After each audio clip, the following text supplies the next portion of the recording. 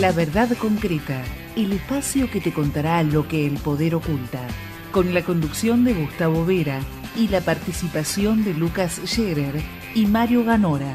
En la producción, Rafael Guillén y Leila Tierra. Esta es la historia de un hombre común, que un día mirando hacia el cielo lo deslumbró una señal.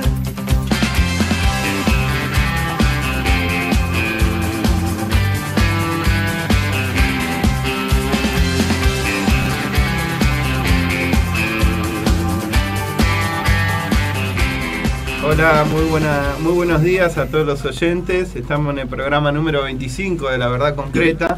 Hoy tenemos presente a compañeros, Marcelo Figueroa, los oyentes que ya vienen siguiéndonos, ya saben que participa del programa, se sumó como columnista.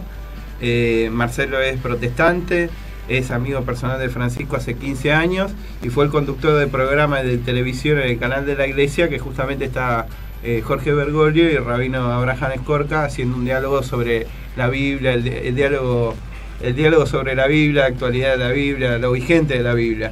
Y lo acompaña a su derecha Mario Videla, que es sacerdote, que es de la Pastoral de Migraciones, un sacerdote que conocimos en el 2008 cuando Bergoglio dio su primer misa para los cartoneros y los costureros, fue en la iglesia de los migrantes, ahí detrás del hospital Argerich. Así que un honor que estés en esta mesa, Mario.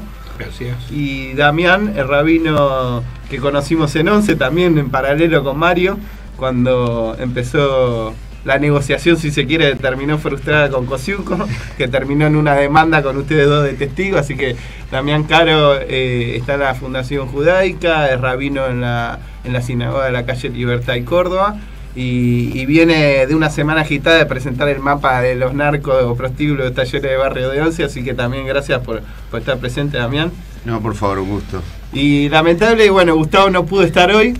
Voy a hacer un modo de conductor, que es el rol de él, del legislador Gustavo Vera, que es el titular de la Alameda y legislador por el bien común. Está en Comodoro Pi, está justamente en una audiencia que tiene que ver con la causa de Estiuso.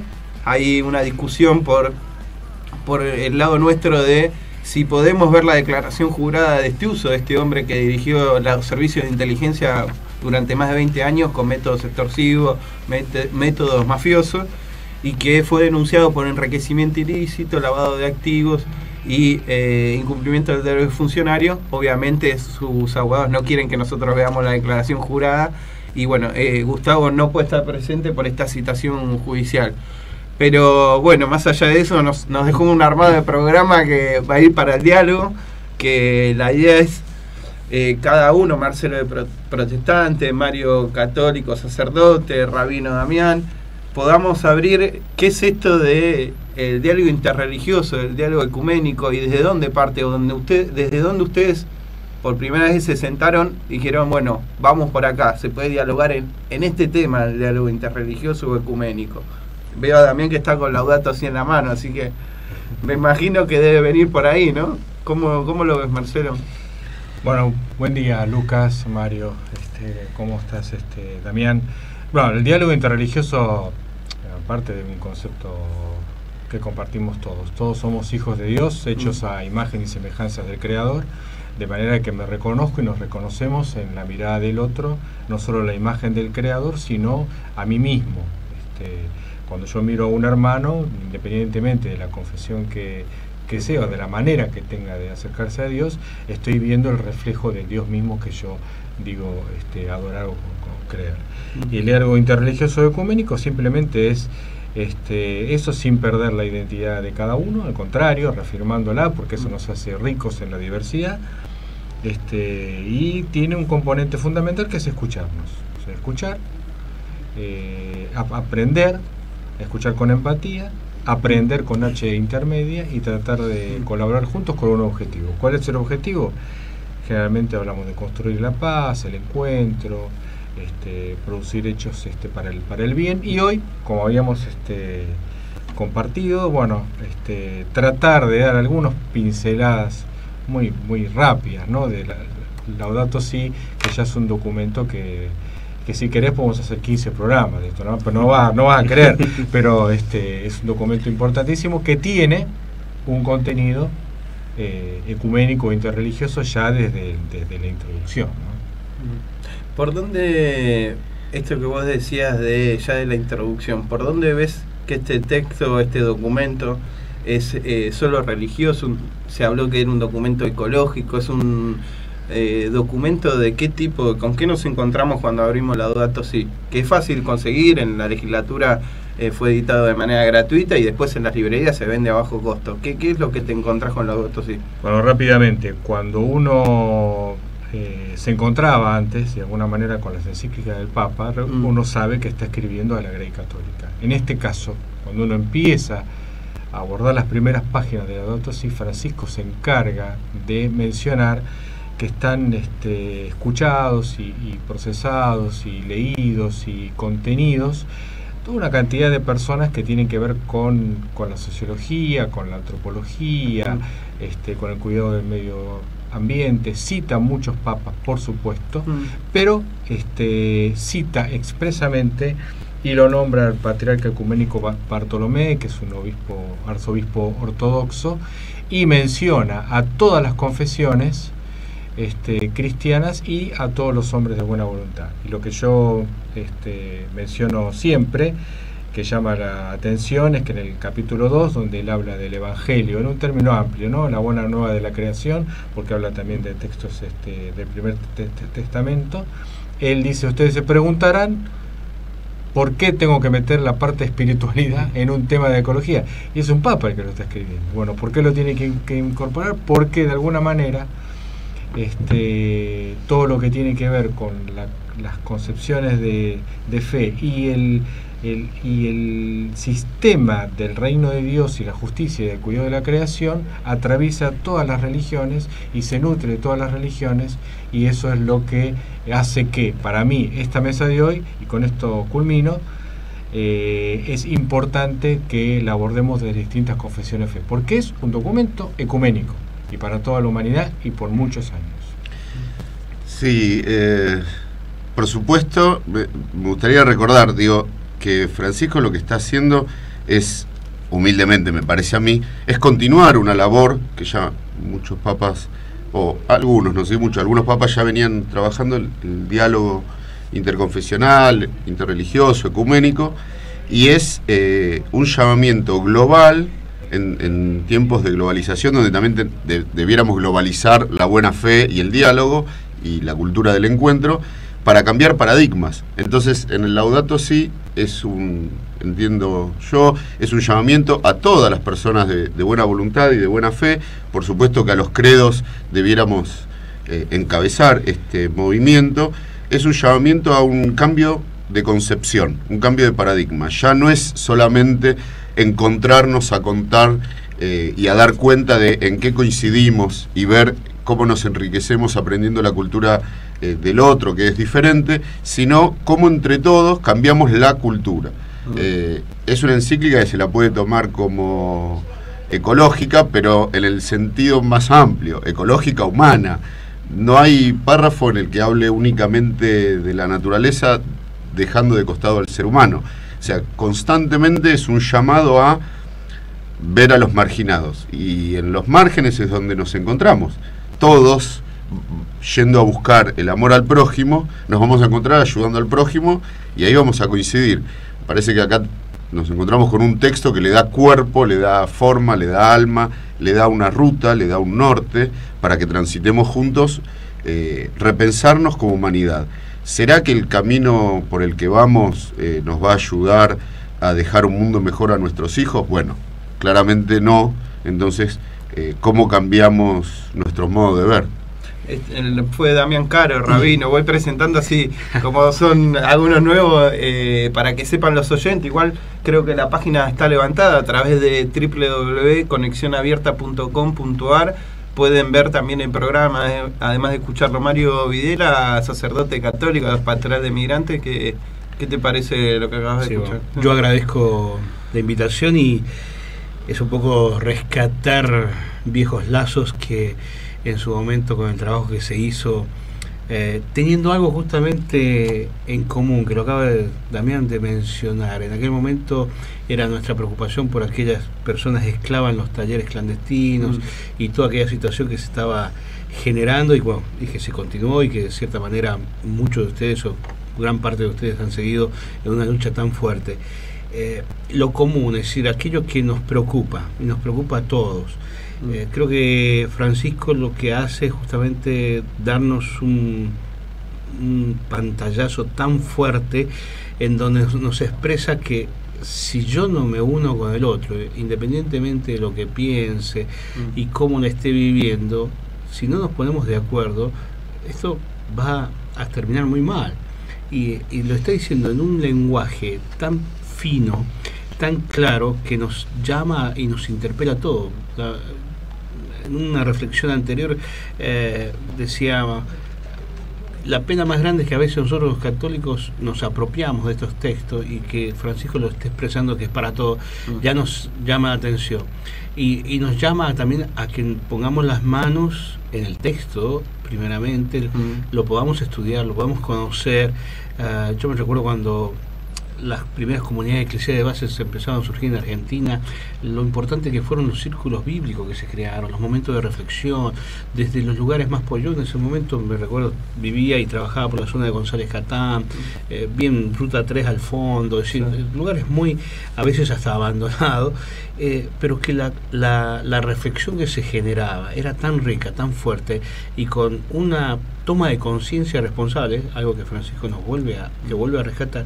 Creo que este es el momento de volver a iniciar lo mismo, es decir, invitar a todos, independientemente de dónde venga, qué crea o cómo esté caminando en la vida, a que se siente con el otro y tal vez texto en mano o con algún facilitador de por medio, comenzar a reflexionar sobre esta necesidad de lo que decía Damián. ¿Qué mundo le vamos a dejar a los que vienen? Porque el que tenemos ya sabemos lo que es.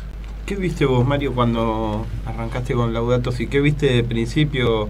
Creo que dabas cuenta antes, viniendo acá para la radio, de algunas definiciones, te parecieron bastante fuertes y habla de la profundidad de Laudato Si. Sí, a la primera leída así rápida que uno hace a veces en su momento, tal vez muchas cosas no las considera, después cuando va decantando, ¿no? Va diciendo, esto realmente es fuerte. Cosas tan sencillas, como decía al principio, que a veces las damos por entendidas, por comprendidas.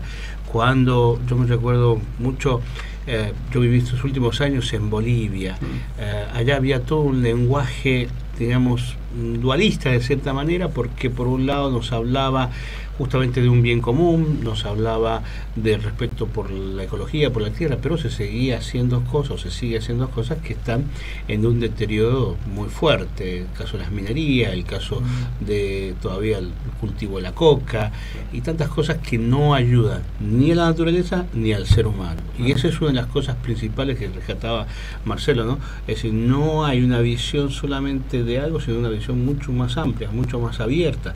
El hombre presente como centro nuevamente.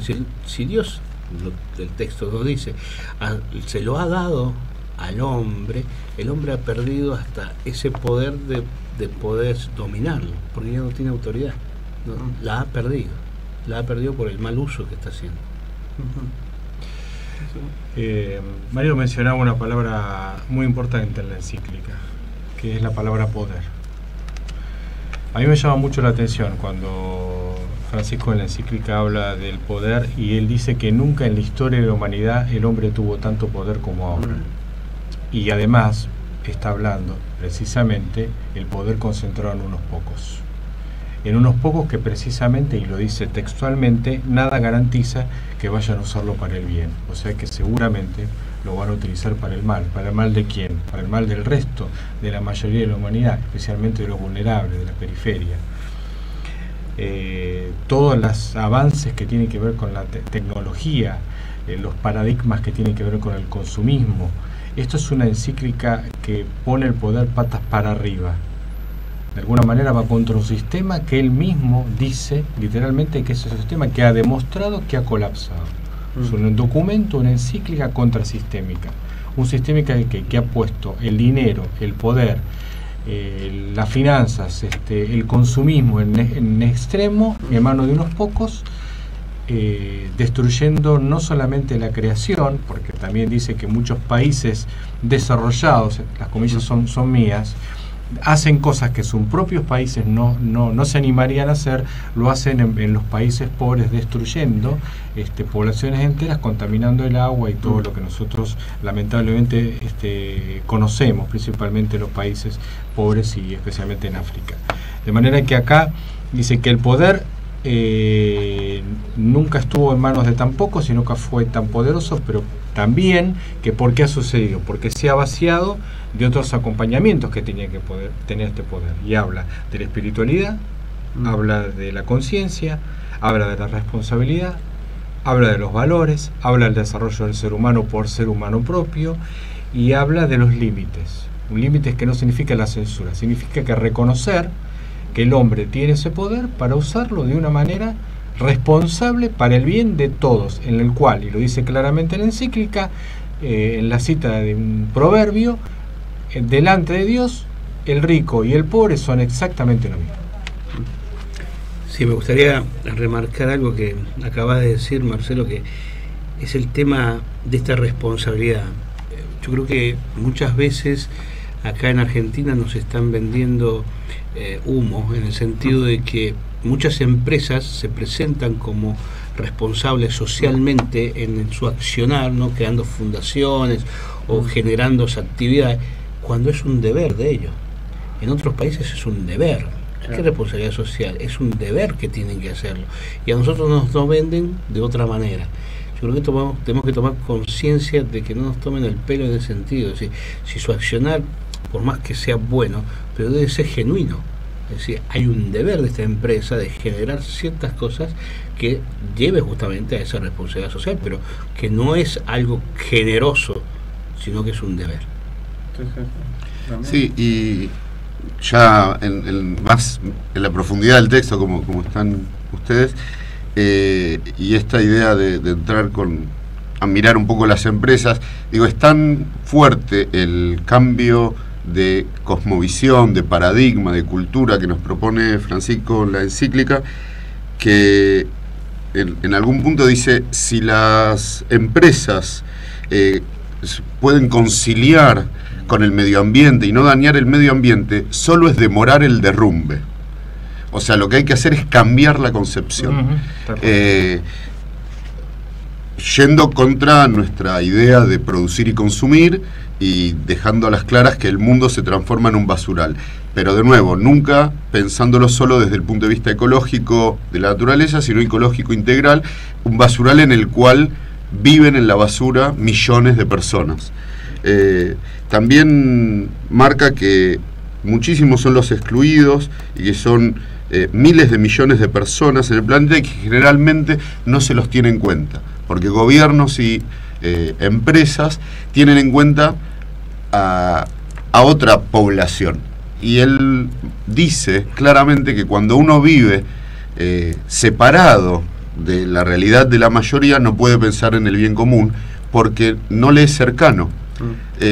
Diciendo que esta atomización de clases que hay hoy en el mundo, lo que genera no es maldad, es desconocimiento. No es un corazón insensible, es un corazón que no conoce lo que sucede, volviendo a un llamamiento a integrarnos como sociedad entre los seres humanos. Paradigmas durísimos. El agua y el clima y el aire son de todos, pertenecen al bien común y son derechos humanos. Claro que dicho así parece una obviedad, pero marcando que hay empresas que quieren privatizar el agua y que hay millones de personas que no tienen hoy acceso al agua potable, y es básico para la vida, es muy fuerte el llamamiento. Por otro lado, me encontré con ideas como que la propiedad privada solo es un derecho cuando no vulnera los derechos de las necesidades básicas de los otros. Poner en jaque la propiedad privada es un resurgir de cuestionamientos a cómo estamos viviendo. ¿Cómo puede ser que hay millones de personas que no tienen acceso al agua potable? Entonces, bueno, ¿cómo nos reordenamos?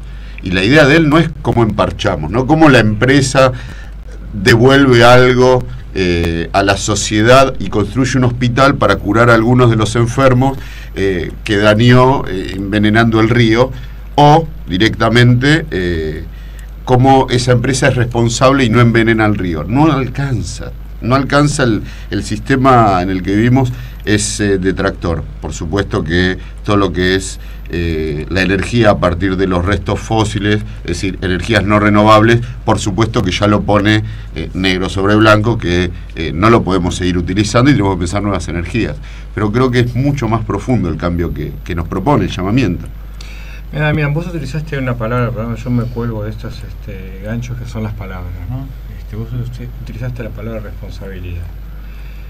Y la pregunta que yo me hice muchas veces a lo largo de la lectura de la encíclica es: ¿a quién le está hablando? ¿Cuál es la audiencia? ¿Quiénes son los responsables? Es muy interesante cómo él atraviesa distintos actores. Él atraviesa políticos, empresas, estados, organismos internacionales que se hacen los distraídos, o que conocen y se hacen los distraídos, o que no quieren conocer, personas que tienen que viven en países en donde la tercera parte de lo que come se tira a la basura, y con eso se podría alimentar todo el planeta. Está hablando de algo que él termina definiendo, y lo cito textualmente: esto debe ser una revolución de la cultura. Cuando utilizamos el término cultura, en el término de la responsabilidad, no estamos hablando de la cultura intelectual. Estamos hablando de un cambio cultural de nuestra manera de ver el mundo, de nuestra cosmovisión. En el sentido antropológico. En el sentido antropológico y cosmovisión. O sea, la manera en que nos relacionamos con las cosas, con el mundo, con la creación, con lo creado, con Dios y con el ser humano, especialmente con los vulnerables. Y ahí, claramente, también toca la propiedad privada. Entonces, no hay nadie que de alguna manera puede leer a conciencia esta encíclica y decir: yo no estoy formando parte. Sí, por supuesto, como en toda estructura de poder que mencionabas antes, hay distintos grados de responsabilidad. Desde luego que aquellos que tienen más poder va de suyo, mucha más responsabilidad. Pero aquellos que no tienen tanto poder también tienen la responsabilidad de denunciar, de trabajar. Mira, cuando hicimos una charla por la radio allí en Santa Marta con Francisco, él habla de la injusticia no es invencible, ¿no? Y yo le cometí el error de preguntarle si era optimista ante todo este panorama catastrófico. Él dice: el mundo se va, el mundo se termina, no es que hay que empezar, es ya, y no sé si estamos tarde, dijo. Entonces yo le pregunté: ¿sos optimista? Fue una horrible pregunta. Y él me dice: optimista no soy, porque el optimista a veces te levantás a la mañana, te duele el hígado, no sos pesimista, el otro día te levantás bien. No, yo no soy optimista, yo tengo esperanza. Y la esperanza no me defrauda. Ese reportaje fue para Radio Millennium, que es donde Marcelo también tiene un programa, así que bueno, lo pueden también seguir. Pasate el chivo. Ahí sí, es importante decirlo. Es importante decirlo porque, bueno, tuviste los compañeros de Radio Millennium, la verdad que el dueño de la radio y demás son amigos de la Alameda también, y van en el mismo camino de lucha y demás. Creo que, bueno, lo que está construyendo la Alameda y Bien Común, este programa parte de la organización de la Alameda. Ustedes saben que tenemos un brazo político de Bien Común, pero bueno, tratamos de expresar esto mismo, estamos dialogando acá en el brazo político electoral, en la legislatura, lo mismo tratamos de hacer de la fundación, lo mismo de la cooperativa, el comedor, multiplicar con estas acciones, con este documento creo que va a ser un eje fundamental. Están hablando de la revolución cultural, están hablando de, no es solo responsabilidad social empresaria, sino un nuevo cambio de modelo de producción. Creo que ahí el tema de las petroleras es muy fuerte también, ¿no? El señalamiento que hace puntualmente a las petroleras, a la industria del pescado, saqueando los mares, a lo que está pasando con la Amazonia, también es uno de los puntos centrales que tiene Laudato Si, de cómo se está saqueando el pulmón del planeta, ¿no? O sea, hace señalamiento, y creo que ahí, quizás por mi oficio, que es ver siempre a través de la mirada del periodista y de los medios de comunicación, tiene que ver con un ocultamiento que hay del Laudato Si. yo creo que hay un ocultamiento, porque si uno analiza los reportajes o los análisis en los grandes medios de comunicación sobre Laudato Si, no existen. Yo te puedo levantar que Evo Morales le da una cruz, le da el símbolo comunista al Papa cuando lo recibe en Bolivia, pero no discutimos Laudato Si.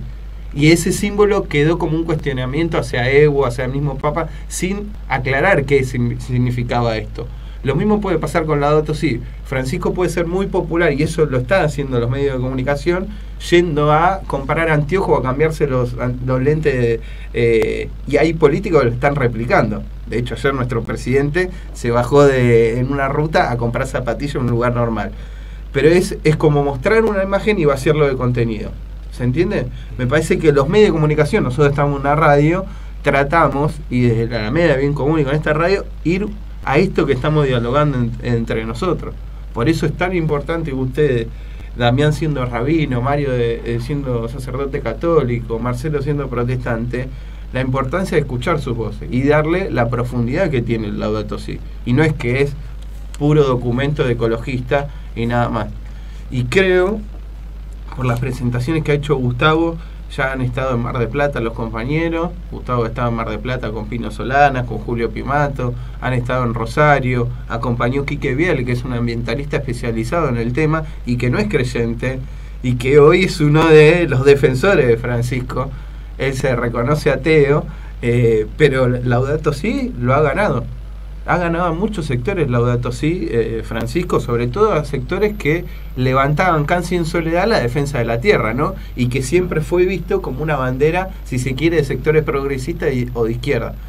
Creo que, y esto es lo que preocupa al sistema, y los medios son reflejo de esto, que esta encíclica cambia culturalmente, cambia la visión del mundo y toca intereses. Y hay que decirlo, toca intereses de los más poderosos que dominan, ¿no? Mira, Lucas, creo que estamos viviendo un punto de inflexión histórico. Acá lo que está convergiendo es que ya no es solamente que millones de hermanos, de seres humanos, están marginados por debajo del límite de dignidad, sino que el planeta, esta casa común, está en crisis. Y en una crisis que, como decía antes Marcelo, ojalá no sea irreversible. Ahora, en ese momento llega un líder religioso como el Papa Francisco y hace un llamamiento y dice: dejemos de dividir, el problema es el mismo. No podemos ir por un lugar mirando los desechos que generamos cuando hemos generado humanos desechables, ¿no? La cultura del volquete, gente de segunda, gente desechable, estas denuncias que él viene haciendo hace años. Entonces, lo junta y tiene lógica el lugar de la fe, porque necesitamos fe para luchar por un mundo mejor. Esa fe puede ser religiosa o puede ser no religiosa, atea, agnóstica, pero es fe en el ser humano, en la vida, en Dios, en los valores, en cada religión. Es fe en poder hacer un mundo mejor, porque hace falta mucha fe, digamos, más allá del optimismo, ¿no? Como citaba recién a Francisco, hace falta mucha fe para trabajar por el bien común, pero para cambiar los valores. Entonces me parece que ese llamamiento, que también es transversal a todo el Laudato Si, a toda la encíclica, que es donde uno puede decir que hace un judío viniendo a ver esto, y sin embargo es el punto de encuentro de la gente de fe, religiosa o no, es eso, es el llamamiento a cada persona a miremos el mundo de otro modo. No hay cosas desechables, tenemos que ser agradecidos por lo que tenemos. Entonces la espiritualidad desborda lo religioso, en tanto lo ritual o lo dogmático, e inunda de fe y esperanza, pero también de valores a la humanidad. El llamamiento, creo que de todos los profetas, de todos los iluminados, de todos los que han generado movimientos de fe, siempre fue un llamamiento contra el sistema imperante que ponía a algunos por encima de otros. Lo vimos, digo, en Moisés, en Egipto, en Jesús, en el templo, digo, lo hemos visto. Hoy en día está el agravante de estamos al borde del precipicio. Tiramos tanto de la piola que ya estamos al borde del precipicio.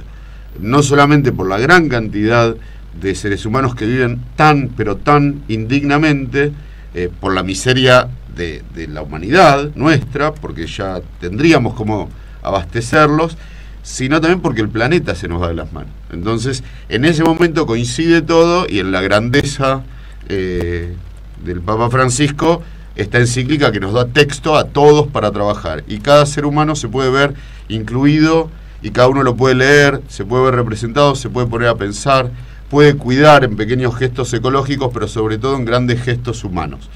Porque está muy bien comprar lentes aquí o allí, pero yo no me olvido más cuando él decía, le das una limosna, una caridad, justicia social, le das de lo tuyo a tu hermano, pero cuando le das, lo tocas, lo mirás, o sea, te comprometés, y antes todos hablamos de responsabilidad. Levinas, Emmanuel Levinas, este filósofo del siglo XX, trabaja en hebreo la idea de responsabilidad con otredad. Un filósofo de la posguerra, pero él juega con esta idea en hebreo. Ajer es otro, entonces ajerut y ajrayut es otredad y responsabilidad. Responsabilidad es la respuesta que le damos al otro, cómo respondemos al otro. Y hay un interrogante: millones de personas no tienen para comer, millones de personas no tienen salud, educación, agua potable, trabajo, hogar. Entonces, ¿cómo respondemos? Bueno, este interrogante en Laudato Si, en su encíclica, nos viene a decir, hay que pensar distinto, pensando igual son todos parches, hay que cambiar, ¿no? Y esa revolución cultural es un llamamiento a cada ser humano. Me agrada mucho también escucharte, porque justamente el texto nos remarca, Francisco, sobre un antropocentrismo. Y si continuamos hondando eso, vamos a seguir en esa destrucción o cayendo a ese precipicio del cual vos decís estamos al límite. Yo creo que es la mirada hacia el otro. Tenemos que empezar a ver al otro, y el otro en toda su realidad, no solamente en sus necesidades. Creo que en esa mirada es donde nos está pidiendo el cambio, ese cambio profundo. En tanto sigamos tan centrados, no hace mucho escuché esta expresión, nos creemos el pupo del mundo, es decir, cada uno se cree el pupo, es el centro de sí mismo. Entonces, no vamos, si estamos mirándonos ahí, no vamos a salir para ningún lado. Creo que tenemos que levantar la mirada. Y levantar la mirada implica justamente ver más allá, que es lo que nos está pidiendo el texto, nos está pidiendo Francisco a través de este texto, es decir, mirar más allá de la persona. Y creo que un buen ejemplo somos nosotros acá, y lo fuimos también en otro momento, que miramos más allá de lo que tal vez nos puede dividir, nos puede separar, y miramos las cosas comunes, lo que nos llevó a trabajar y nos lleva a trabajar, y creo que lo que implica que todo el mundo se ponga y se remangue justamente en este momento de gran necesidad para todos, porque creo que es el momento. Estamos en La Verdad Concreta, para los oyentes que se acaban de sumar, ya estamos en el programa número 25, están escuchando la voz de 3 referentes religiosos, de Marcelo Figueroa de los protestantes, de Mario Videla de los católicos, de Damián Caro de la comunidad judía. Mi nombre es Lucas Scherer, soy periodista. Gustavo Vera está ausente porque está en Comodoro Pi, el legislador y titular de la Alameda, y estamos charlando sobre el Laudato Si. Y Marcelo, te quiero hacer una pregunta. Nos concentramos mucho en lo espiritual, en el cambio cultural. ¿Qué ya generó Laudato Si? ¿Qué se puede analizar en tan poco tiempo que ha salido esta encíclica? Yo recuerdo algunas acciones, encuentros con el presidente de Estados Unidos, Obama, el encuentro hace muy poquito en la cumbre de cambio climático en París. ¿Qué nos podés, vos que sos un hombre de mucha lectura, de conocimiento internacional, qué ves que Laudato ya va en este camino que contaba Damián, de empezar un cambio cultural, un cambio en serio? ¿Dónde se puede percibir esto? Mira, yo creo que los cambios llevan mucho tiempo. Mira, ayer Francisco, hablando en la curia, termina su discurso maravilloso con 12 puntos muy impresionantes que creo que nos interpela a todos los religiosos. Él termina con la cita de una oración de Monseñor Romero, y en la última parte de esa oración dice: somos profetas de un futuro que no es nuestro.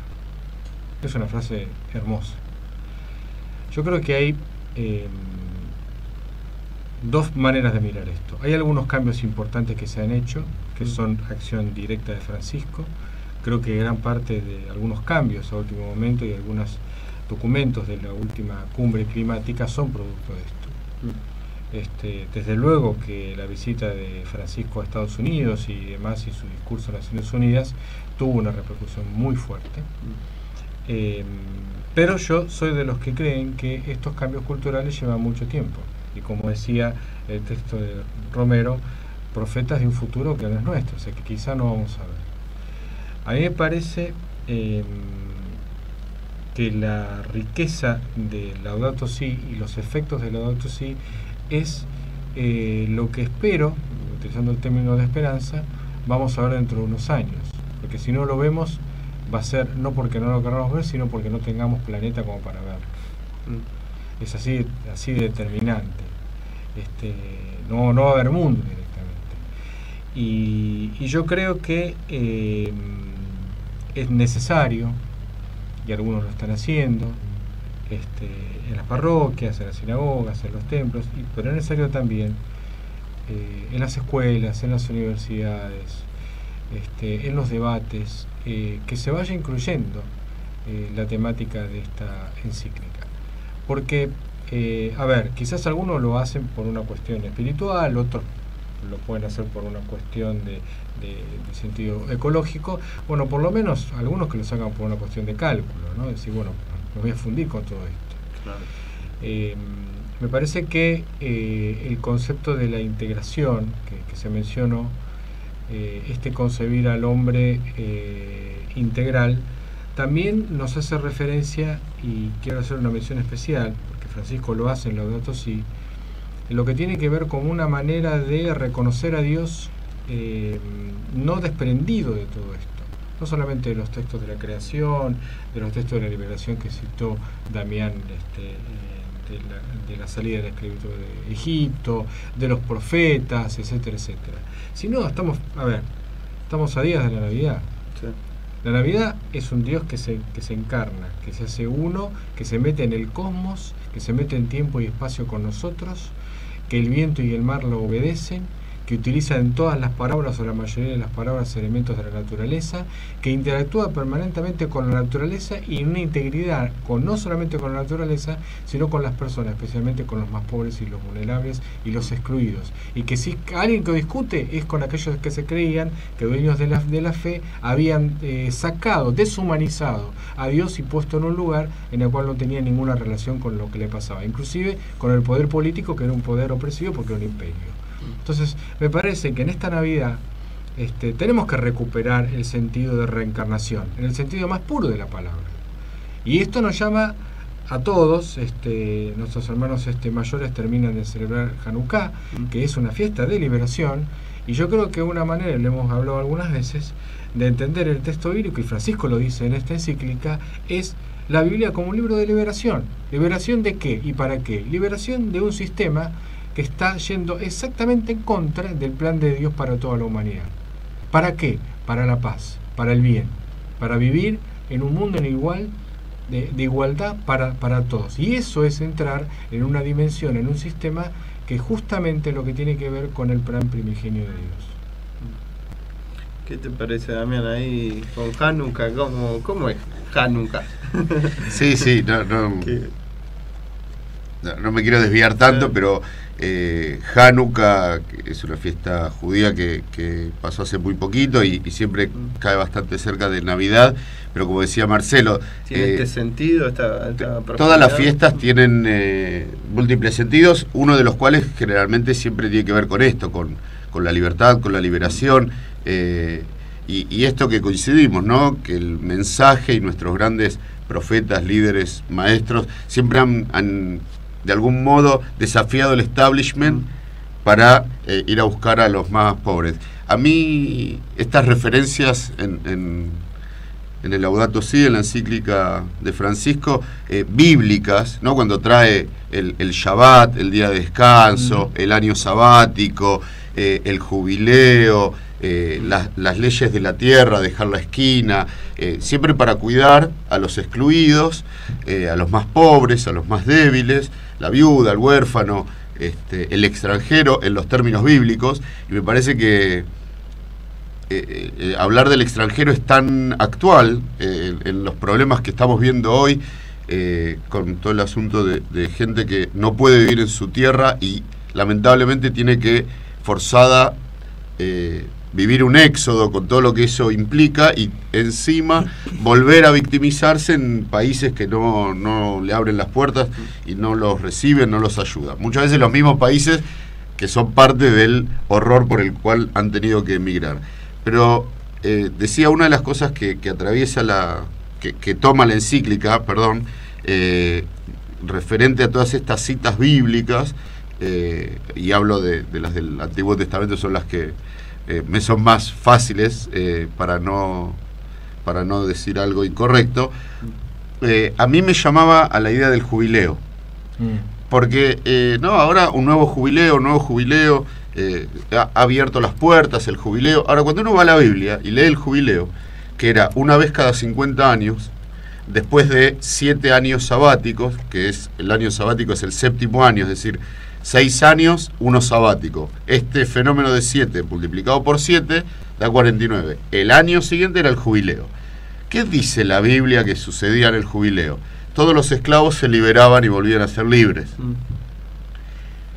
Y algunas otras cosas más. Entre ellas, para mí la más importante, las tierras volvían a sus antiguos dueños. Es decir, ¿cómo era el sistema? Los antiguos hebreos salieron de Egipto, llegaron a Canaán, dividieron la tierra por tribus, cada tribu por familia, y los hijos heredaban a los padres, tenían una tierra y trabajaban la tierra, en agricultura y en ganadería, y de eso vivían. Si a alguien le fue mal, cayó en desgracia, la vendía. Muy bien. Si le fue peor, se vendía como esclavo y tenía techo y comida asegurado. Y en el año 50 todo volvía a empezar. Entonces era una sociedad en la que cada un ciclo de 50 años todos volvían a heredar las tierras de sus padres o de sus abuelos y volvían a poder tener la oportunidad de trabajar desde sus tierras. Entonces uno ve eso en el siglo XXI y piensa, pero esto no es un sistema como el que nosotros vivimos. ¿Por qué mi credo y todos los credos apoyan un capitalismo salvaje y una, cosmovisión del consumo? Producir y consumir todo el tiempo, cuando nuestros textos hablaban de otra cosa. Y esa pregunta que siempre tuve, que de repente me encuentro con un texto que dice, era por ahí, nos desviamos. Entonces, me parece que vuelve a encarnar una revolución, un verdadero llamamiento religioso que es humano, porque Jesús, Moisés nunca predicaron para los suyos, predicaron para el mundo. Entonces, de algún modo, uno siente naturalmente el deseo de acompañar y de invitar a que cada uno se acerque al texto, lo lea y lo interprete con amigos, lo piense, busque algún medio por ahí, algún resumen o algún video o alguien que lo explique, porque realmente creo que es muy inclusivo, le habla a cada persona de bien que está pensando en el bien común, está pensando en su descendencia. Damián, acabas de mencionar una parte que me es muy querida y muy cercana, porque ha sido un texto que siempre nosotros hemos utilizado en aquel marco del juicio final, en el texto de Mateo 25, que hablaba justamente era extranjero y me recibiste, o estaba desnudo y me diste de vestir, hambriento o prisionero y me visitaste. En aquel contexto, y prácticamente nos coloca en esa dimensión, es decir, estamos como al final, ¿no? Al final de una época, de un tiempo, y que es necesario hacer ese cambio, no para obtener una recompensa, sino para producir un cambio que nos va a favorecer a todos, ¿no? Y creo que este es el momento, un llamado fuerte justamente a hacer que aquello que se ha desviado, tal vez lograr de cierta manera en esa toma fuerte que nos dice el texto de Laudato Si, de conciencia responsable, de una conciencia. Si no es suficiente tomar conciencia, sino que hay que asumir la responsabilidad de lo que entonces vamos a comenzar a decir, a orar, a poder presentar, ¿no? Aquella coherencia que a veces desde la fe se pierde, ¿no? Predicamos muy lindo, pero nuestro accionar va por otro lado. Y creo que hoy nos está llamando fuertemente a una coherencia de vida, para poder justamente no ser ejemplo, pero sí lograr tal vez de a poquito contagiarnos en esa esperanza que se venía señalada de que hay un camino al final, ¿no? Que hay una posibilidad y que se puede lograr. ¿Qué veías, Marcelo? ¿Vos qué vas pensando? ¿Tenés un resumen más o menos Laudato Si? ¿Para dónde te parece que puede seguir? A mí se me ocurre un montón de temáticas, el texto da para mucho, habla también de la enseñanza de la naturaleza hacia las personas. Digo, nosotros usamos esto del consumismo y de creernos todopoderosos. En realidad la naturaleza recicla mucho más de lo que nosotros todavía podemos reciclar. Digo, yendo a cuestiones más medioambientales, lo que nos falta aprender de la naturaleza también está señalado en el texto. Vi que hay mucha cita de obispos de Oceanía, de África, de Brasil, a la Amazonia. O sea, muy planetario, muy globalizado, muy global, ¿no? Hasta dar algunos tips, yo lo tengo señalado en el resumen, de qué cosas podemos hacer nosotros de manera individual sin ser empresarios, sin ser dueño de la Shell, dueño de eso, de empresas de petrolera, ni ser jefe de Estado, pero da como tip de, bueno, qué puede hacer cada uno desde su casa, ¿viste? De su familia, su barrio. Mira, tomando un texto de San Pablo, que Francisco lo pone en la introducción de la encíclica, la carta a los romanos, donde San Pablo dice que la creación gime, como que sufre, como dolores de parto, esperando la redención de los hijos de Dios. No está hablando, seguramente está hablando en un término, digamos, que tiene que ver con el nuevo mundo, pero me parece que también está hablando, como siempre, el texto bíblico en dos dimensiones. Está hablando con un aquí y ahora. Claro. ¿Cuál es la redención? ¿Cuál es dónde nos redimimos como hombres? Asociándonos, volver, si nos salimos del cauce, como bien se dijo, era por allá, no por acá. O sea, si estamos viviendo en un mundo consumista, sin importar, es un salto al vacío, es un Dios de dinero insaciable que nos va a terminar consumiendo, matando, y estamos matando también a otras personas y a la creación. Bueno, retomar, como también dice el texto bíblico en otro lugar, volvamos a las sendas antiguas, ¿no? ¿Cuáles son las sendas antiguas? Bueno, barajar de nuevo muchas cosas. Esto tiene que ver con una actitud personal de cada uno. Mencionábamos hace un ratito tomando un café, bueno, si voy a no tirar un papel al piso, puede parecer una pavada, pero es un cambio que tiene que empezar desde nuestra alma, nuestro pensamiento.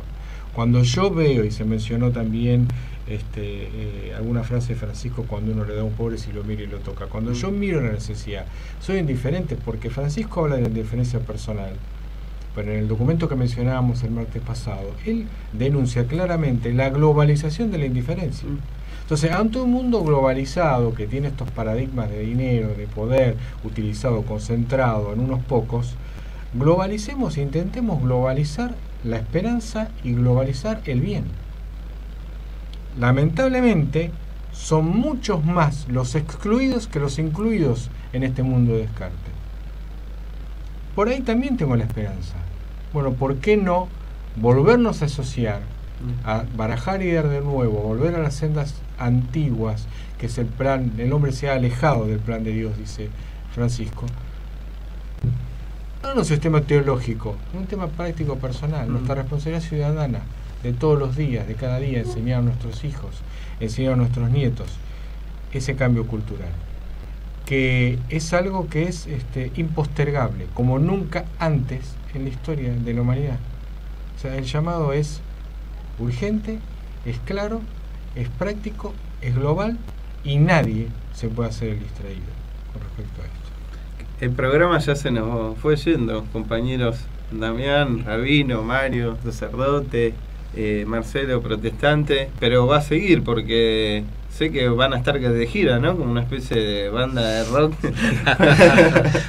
No, como una especie de misionero. Pongámosle un poco de onda espiritual, ¿no? Me fui para atrás. Ya te vamos a traer a vos. Convidaremos. No, pero sé que va a continuar. Nosotros, obviamente, las columnas con Marcelo van a continuar, seguramente con Mario, con Damián. Pero esto que yo llamo de gira de rock and roll, en realidad son giras de presentación, seguramente con oraciones interreligiosas en algunos lugares del país y demás. Y no quería dejar de tocar, creo, Damián, estuviste hoy en un acto que fue de 11. Contanos en un minuto cómo fue y qué viene para el martes 29. Bueno, todos sabemos de la masacre de 11, el 22 de febrero, con los trenes. Hoy, como todos los 22, está la reunión en el andén. Pasamos por ahí un rato con el saludo y el apoyo. Vísperas del martes próximo, el 29, en Comodoro Pi, en los tribunales Comodoro Pi al 2002, a las 14 horas nos estaremos juntando para apoyar a los familiares sin ningún tipo de bandera partidaria, sino con la búsqueda de justicia. Acá el cartel. Simplemente esperando justicia, ya que el martes próximo será el dictamen, ¿no? Será el dictamen de los jueces, así que bueno, estuvimos ahí acompañando. Yo antes comentaba con Mario y con Marcelo que estuve ahí y ver que la gente que baja de los trenes y espontáneamente se pone a aplaudir, que es ese pequeño acto que todos podemos hacer. A mí me llenó de emoción, pero también veía a los familiares como sentirse contenidos y de hecho agradecer mucho ese gesto. Es este abrazo que nos hermana a todos, que nos está pidiendo la encíclica. Yo me despido cerrando con Isaías 58, que por ahí compartimos todos, que es un texto para nosotros central, se lee en Yom Kippur, el Día del Perdón, y ahí el profeta Isaías dice en nombre de Dios, es una profecía muy interesante, dice, ustedes vienen el Día del Perdón a ayunar, pero no es el ayuno que les pedí, porque es un ayuno egoísta. Vienen a pedir por su bienestar. Y entonces eso no es lo que quiero. El ayuno que yo quiero es que den ropa a quien no tiene ropa, que den comida a quien no tiene comida, que lleven a sus hogares quien no tiene techo. Y es el mismo Isaías que profetiza el tiempo mesiánico, ya sea que venga, que vuelva, ¿no? Pero esa era mesiánica, ese tiempo del bien, donde las armas se transformarán en arados, donde no habrá odio, no habrá envidia, que no hace falta rezar, ni ser creyente, podemos rezar, pero el trabajo interior de quitar el odio y la envidia y generar el amor, que no habrá guerra, que no habrá hambre, y hoy podemos los seres humanos desarmar esta lógica de guerra y hambre, que creo que es el llamado final de Laudato Si, con lo cual un llamamiento nuevamente a cada ser humano de buena voluntad, más allá de su fe o sin ninguna fe, a poder acercarse al texto. No, se nos fue el programa La Verdad Concreta el martes que viene de 11 a 12 por conexión abierta. Agradecidos con la Universidad Abierta Interamericana por el espacio y gracias a ustedes por estar presentes. Gracias a vos. Gracias.